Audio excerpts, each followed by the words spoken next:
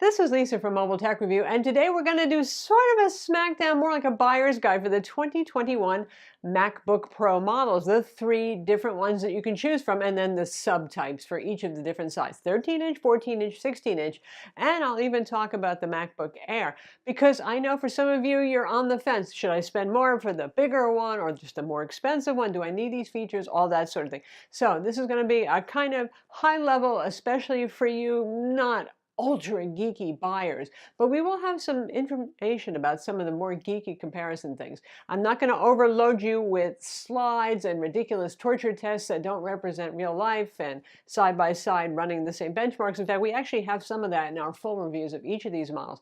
This is going to be the summary kind of thing that you need to help you decide. We're going to do that now. So first off, there's the 13-inch MacBook Pro with the M1 processor, and that came out, and that was the first one, obviously about a year ago or so. And it's still a viable product, certainly, and it's there to be the more affordable. Is it so pro? Not really so much. I mean, it kept the design of the previous Intel 13-inch MacBook Pro, but there's nothing super pro about it. But it does give you a few benefits over the 13-inch MacBook Air, which I'll talk about a little bit just because you might be considering, even if it's not part of the Pro lineup. So with the MacBook Air, it's passively cooled. That means there's no fan. So it's a little bit more thermally limited. It hits the performance a little bit. That's the main thing to be aware of with the MacBook Air versus the 13-inch MacBook Pro. Otherwise, they're pretty similar in terms of the hardware features that you can get, okay? So with the 13-inch MacBook Pro, you have the M1 processor. It's an 8-core processor, but that's not to be confused with the 8-core processor in the 14-inch MacBook Pro, because with the 13-inch, it's the 4 performance cores and 4 efficiency cores, which you might guess leads to better battery life but less performance. In your 14-inch MacBook Pro base model, you get 6 performance cores and 2 efficiency cores for that 8-core total. That tells you something right there. So, just like Apple claims, battery life on the 13-inch MacBook Pro, because it has more efficiency cores, is going to be the best. They claim 17 hours up to use. And they're not so far off for very light work or streaming work and all that sort of thing. It's the laptop you just can't kill, though all of these have excellent battery life compared to Intel laptops and even AMD Ryzen on the market today. Besides the excellent battery life, you get a half-pound less carry and you're spending less money.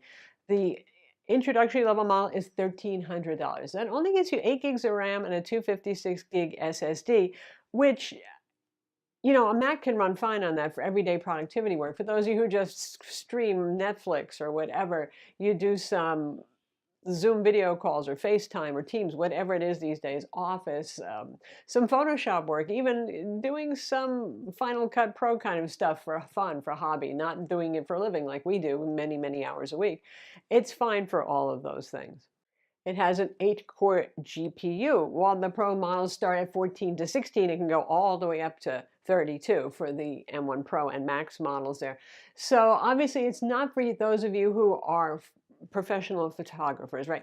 You've got 545 megabyte Nikon files that you want to process in Lightroom and export to JPEG or something like that. You could do it with the 13-inch MacBook Pro, but it would take you at least twice as long. So there's a trade-off in terms of battery life. If something is going to be twice as fast, we can't expect it to have the same battery life, can we? But that's why the 13-inch MacBook Pro is attractive. You don't get the fancy mini LED display. You get a pretty solid, decent IPS display with no notch. So for your notch haters, that's something to keep in mind.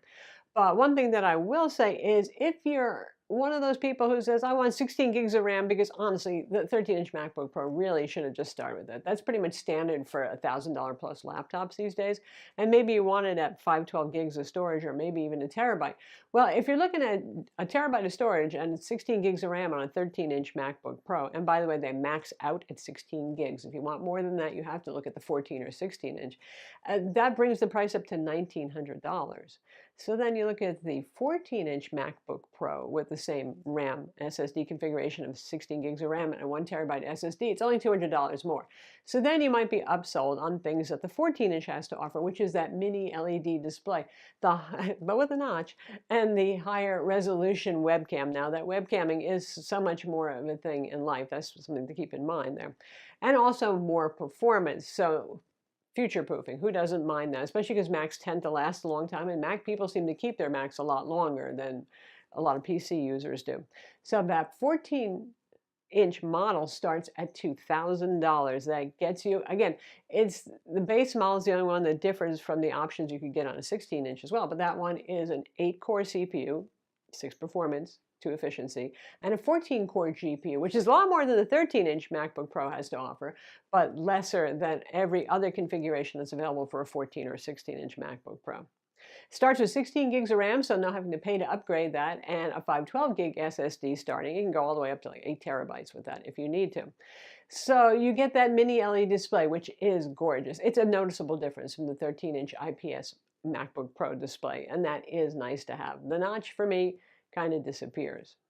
Now it has a 70 watt-hour battery, which is a pretty beefy battery, but you also have a more performance CPU, GPU going on inside there, so you're not going to get the same battery life. More like 11 hours instead of that 17 hours like Apple claims, and which again is fairly accurate for light use or streaming video and all those sorts of things. Now with the 14-inch, I know some of you are starting to worry about this. You can get a Pro, which is the lower end configuration, or the Max, which is the high end configuration.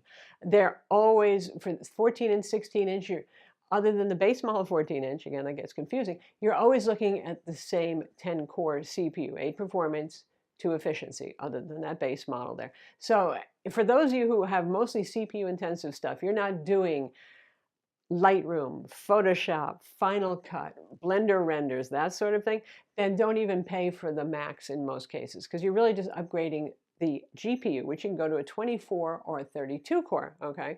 So important thing to keep in mind when you're buying your laptop. Do you need graphics stuff? Well, if you do, then it might be worth considering. But I know a lot of you are worrying about the thermal issues and the battery issues with the 14-inch versus the 16-inch. And let's face it, that 14-inch is attractive because it is so portable. But always, as we've seen with any laptop on the market, the more powerful and the smaller it gets a little bit hotter, and the battery life isn't as good because smaller chassis, not as much room for a battery. Well, I'm happy to report, having tested all configurations, again, watch our full reviews of the 14-inch and the 16-inch to see even more information, that the battery life hit is only about 5%, and the thermal hit in most cases, in terms of how it affects maximal performance, in terms of timing, how long it takes to do that Lightroom export, for example, or doing benchmarks, is only about 5% if you go to the Max from the Pro. So I don't consider that to be a no-no, a hit, a problem. If you want that Max in a 14-inch, more power to you, do it. Now, the 16-inch MacBook Pro with the M1 Pro or Max CPUs, obviously this is the big daddy. You got a 100 watt-hour battery, so you're going to have longer run times than you would with the 14-inch, simply because it's not driving that much bigger display. You're looking at the same CPUs and GPUs, but you got a lot more battery. So that's something to keep in mind for those of you who need those long run times. Unfortunately, you usually want long run times because you're carrying it everywhere, and since you're looking at around 5 pounds for a 16-inch MacBook Pro, it's not as portable as the 14-inch, so that's the drawback there, and you have to decide whether you're okay living with that. If you can, go to a store, pick them up, hold them, feel the weight on them, and you make the decision there on that one. But it is the max in performance, the max in thermal heat dissipation. Now, all of these M1 based Macs are really very thermally efficient, and it's astounding. Like the 16-inch MacBook Pro can run on 100 watts with a Max processor and 32-core GPU, which compared to anything comparable in the Intel world with dedicated graphics, you just can't even go there. It's efficient. It stays pretty cool. You hardly hear the fans on the 14 or the 16-inch in real-world use, heavy use. Again, Blender renders, Final Cut Pro, all of that sort of thing. With this one, same configurations. Again, you got the Pro, you got the Max. You can go anywhere from 16 to 24 to 32 cores on that GPU. It depends whether you need the GPU power. When you do go to the Max, something to keep in mind is the memory bandwidth doubles also. So that can help even CPU-intensive tasks. So something to keep in mind, a little bit of a bump there for some CPU stuff. Which should I pick for me personally? Well, the 16-inch, because I've been using a 16-inch for years. I primarily use it on the desk in my office, and I need the most horsepower possible. We do 4K videos, right, all the time, that sort of thing. So that is what it is for me. But again, it depends on what you need. So to sum it up, 13-inch MacBook Pro because it is less expensive unless you're going to those higher tier configurations, at which point it's not that much cheaper than a 14-inch, but it's the lightest carry, it's less expensive, it has the longest battery life.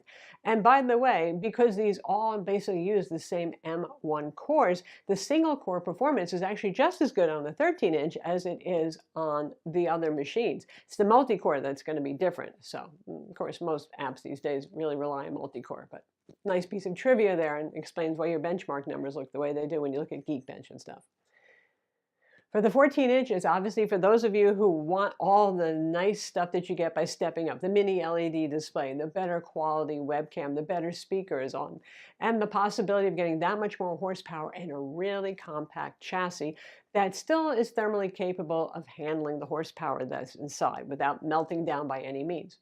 And then you've got the 16-inch for those of you who want to get even more battery life, the most thermal headroom for your performance, and the biggest possible screen. One important caveat for you multi-monitor lovers: the 13-inch MacBook Pro and the MacBook Air support only one external display, plus the internal display, unless you want to mess with display link. So go with the 14-inch or 16-inch models if you need to have multiple external monitors. And my buying advice to you is, if you are looking at a 13-inch MacBook Pro or even an Air, hey, that's fine too. Really, if you don't do a lot of crazy heavy lifting, that's fine.